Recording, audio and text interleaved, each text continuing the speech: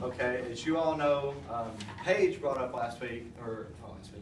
Tuesday about 2K15 and about how people can become addicted to that. So we wanted to expand as a broad range and talk about digital addictions in itself. And so, first of all, we wanted to get a little bit more information on addiction itself. And according to the American Society of Addiction Medicine, addiction is a primary chronic disease of brain reward, motivation, memory, and related circuitry, which just means that it's a problem in the circuitry of your brain that affects your motivation and your brain reward. So you feel like you need these things to make yourself feel better. And for this newscast, it's the 5:30, and a gaming addiction, internet addiction, really affects everybody. And we really wanted to target people our age because we're always on our phones, and like parents to kind of monitor their children to see how long they're playing these video games. And then, so the first person we talked to, her name is Diane Von Plercom, and I've actually reached out to her. She has not responded to me yet, but she is a counselor at Peaceful Solutions Counseling Services in Franklin, Kentucky.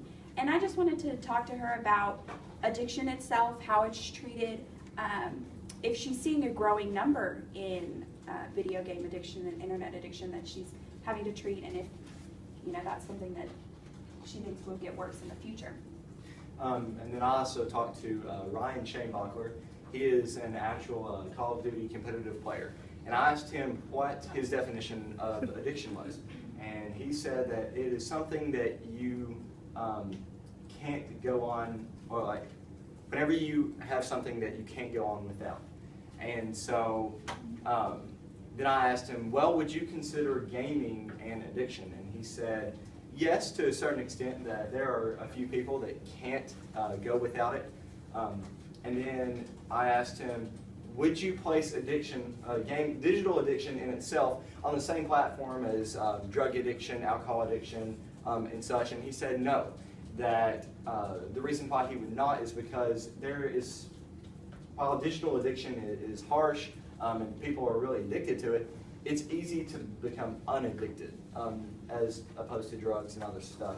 And then I also talked to Matthew Collard and Nicholas Forey, and they said the general same answers, except they said that they would actually put digital addiction on the same level as drugs and alcohol. And then visuals, I was just thinking, there is a part in your iPhone that has usage, and it tells how much you have and what all you've used. So I thought the percentage of battery you've used on which app. Yeah. And it's by date. That's good. Yeah, and I thought that would be awesome if we could go one day what someone used on their phone and all that. And if subject wasn't wanting to display that information, I know I would be comfortable with doing that for the story. Then also people playing on their phones, and then we'd have just go into an Apple store and all the digital craze that people go in there wishing that they had the newest thing.